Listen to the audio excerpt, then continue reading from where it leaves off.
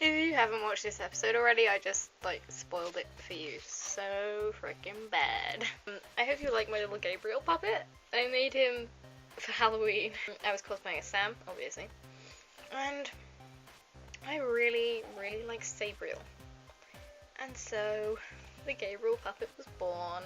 And, like, the whole party, he was sitting very comfortably here. So, yeah, he's just gonna sit there now.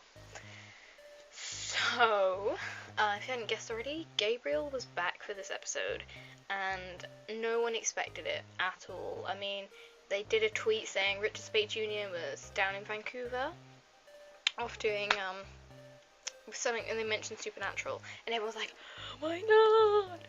But actually, then they said, no, he's shadowing our director, you know, like, calm down, guys. And so everyone was like, oh. And, yeah, so we did not have any idea. I mean, recently they discussed about how they were planning on bringing him back at some point, but they hadn't said anything. I stayed off Facebook all day today. I stayed off Twitter. I stayed off Tumblr. Tumblr is terrible for spoilers. You just don't go on Tumblr or Facebook or anything if you haven't watched a TV show and it's already been broadcast anywhere. You cannot. It's no. So I stayed off all day because I was revising. I'm being a good girl. I knew that if I watched it before I started revising, I wouldn't want to revise afterwards. I don't want to talk about it. I don't want to do this review and everything. So I thought, no, I'm going to be good. I'm going to revise. It was actually really difficult and torture. And I was like, I got past my like first little session of revision. And I was like, you know what? I don't want to do anymore. I want to watch Supernatural. I hadn't looked at any text or anything, but I'd seen like messages from people going, oh my god, and I didn't know if it was just because it was back or whether it was something really amazing had happened.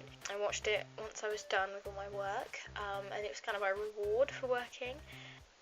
It kind of got spoiled for me because as soon as I went on the website to watch it, the video that was up, it had sort of a screen cap. I don't know if it was randomized or whether the person who uploaded it put on a special screen cap that decided to spoil it for everyone, but it was Gabriel, and I was like, oh my god, I was really excited, but at the same time I was really annoyed because I was like, well, that's not a surprise for me anymore.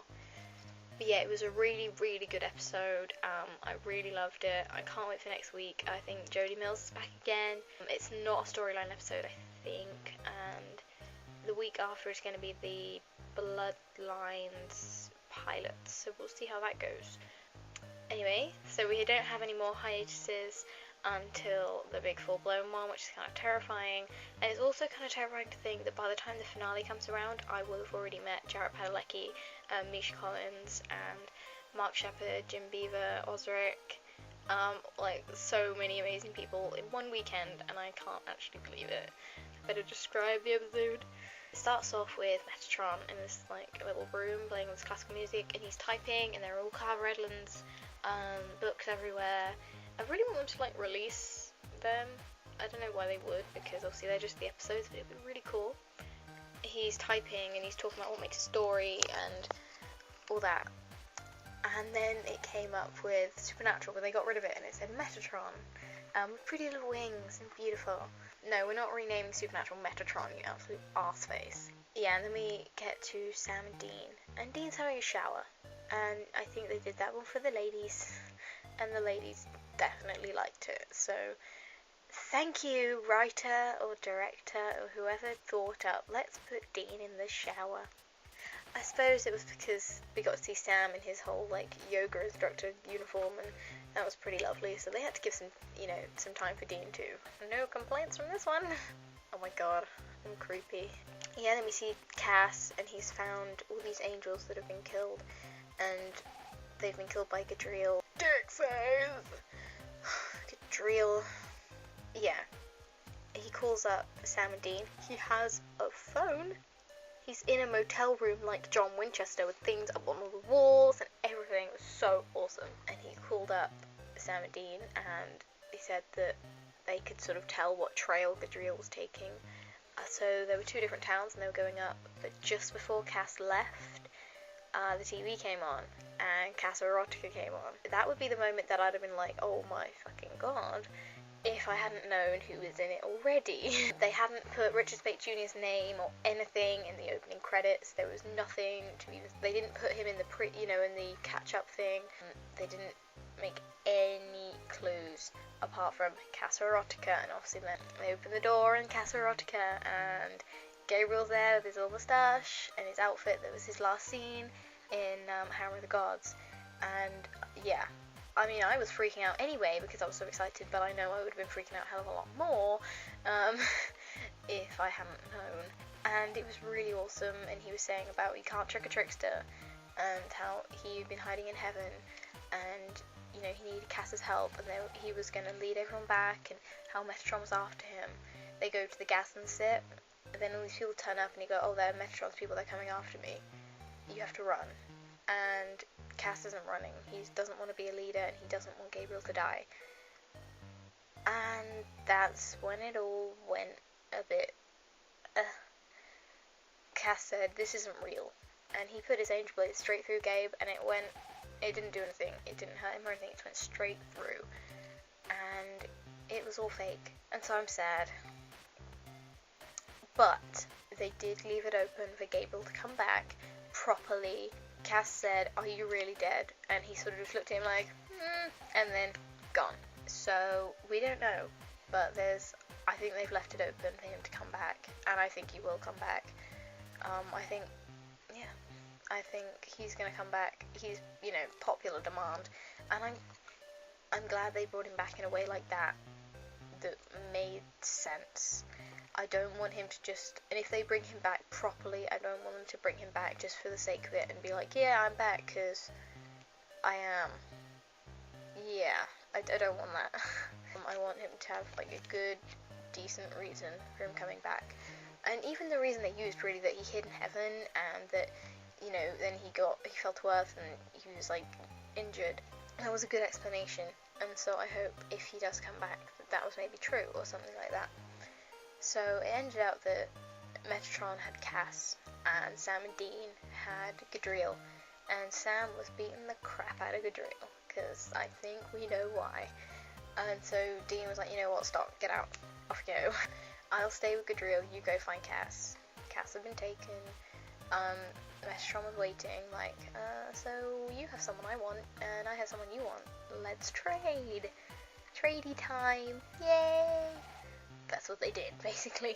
And yeah, the episode ended with, well, just before the ending scene, they swapped over and they tried to trap Metatron, but he blew away the holy fire, and he, like, threw them back. They let go of their angel blades. He is basically God now, and, you know, how they're gonna sort that out, and Abaddon, is gonna be interesting. Castiel found out about the Mark of Cain, and he's like, damn it, Dean, he's not happy with Dean, and he's told Sam to keep an eye on him, which hopefully he will. Although they haven't really touched on the whole I'm still pissed at you thing, I don't know, because Sam has pretty much just shown that he has forgiven him, and he hasn't really said anything, but he's totally more close to Dean again. Not as close as he was, but he's closer, if that made any sense. It ended with a big long scene with Metatron putting a record in and showing Dean and Sam driving, and Cass leaving his motel room, ripping down all the stuff in the motel room, and finding all these people, all these angels outside who are going to follow him. I think he was kind of sad because he didn't want to be a leader, and I think when he found Gabriel, he thought, well, I don't have to be a leader now. Gabriel wants to be the leader, I will help him out. But Gabriel wasn't real, so yeah. Likes. Before I even started watching, I put Gabriel in capital letters and circled several times. Told you. I did that, obviously not. I think I sort of regretted after I wrote it because I didn't realise how it was going to go out, but I was just really happy he's in it anyway. So he is one of my likes because I'm really happy that Richard Speight Jr. came back for an episode. I don't know if he'll be in future episodes, but I really hope he is. I like the whole opening and the closing scenes with Metatron in his little writing room. You know, it was different to the usual openings. most openings, you know, if someone running away from monsters, they get killed. Not always, but that's most of the time. So it was nice to have something different from that, and it was also just, it was just good. Especially the end scene where you could see what Sam Dean were doing, what Cass was doing, and what Metatron was doing, which was typing and being a dick. I wrote Dean in the shower, because I'm a perv. And I also just wrote Cass, because I've missed Cass. I think the last episode he was in, I was sort of sitting there going, I'm not really interested in this story that he's in right now. It was the whole thing with Bartholomew, and he killed Bartholomew, and I was just sitting there going, I'm not really that interested. I love how Cass had a phone. He was taking pictures on the phone. He was using the phone. He had a motel room. He was driving a car. He's being like a people. And I just like this little comment. What's so honourable about a miniature bar in a motel room? And Dean's like, everything.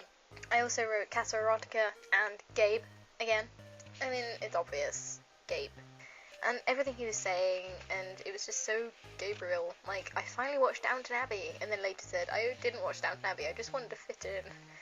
But I also just loved his voicemail to Sam and Dean.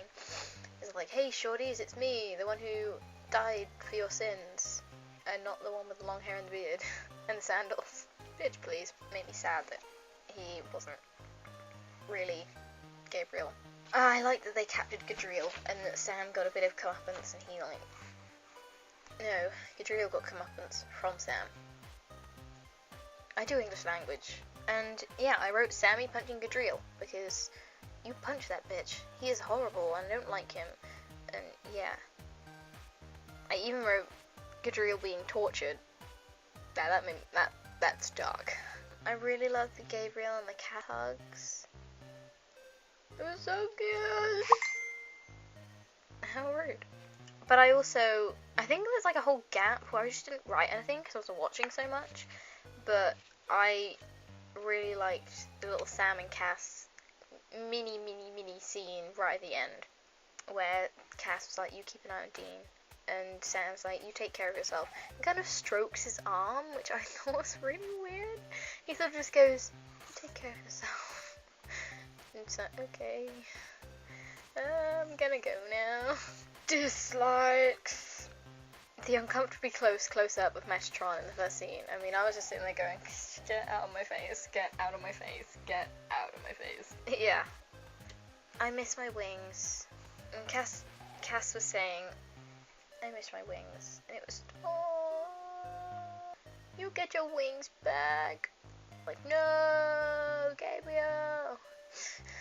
I want Gabriel back. I want to be one of the guys. I mean, it's not going to happen, but I still want it. Metatron, you arseface, times 1,000, because you're an arseface, times 1,000, and I hate you. I've decided that Metatron is like the Dolores Umbridge of the supernatural world. You want him dead more than anyone else. Like, you wanted Umbridge dead more than Voldemort, because she was just... Ugh. Gadriel was very mean. First of all, I just put it for Sam, but then he was mean to Dean too, so... Gadriel being mean to Sam and Dean is really not nice, and I'm really glad that he got punched and maimed and mutilated a little bit. Dobby does not kill, only maim or seriously injure. Because Dean is not a coward. He's not. Just simple. Did I cry? I'll let you see this answer. Did I cry? Gabriel. No. Star. I did Jensen and Richard Speight Jr. Richard Speight Jr. literally for being in the episode. Because I've missed Gabriel so bad and it was so nice to see him again. And Jensen because he was awesome and he beat the shit out of Gadriel, so that's always good. And it's not to do with the shower scene.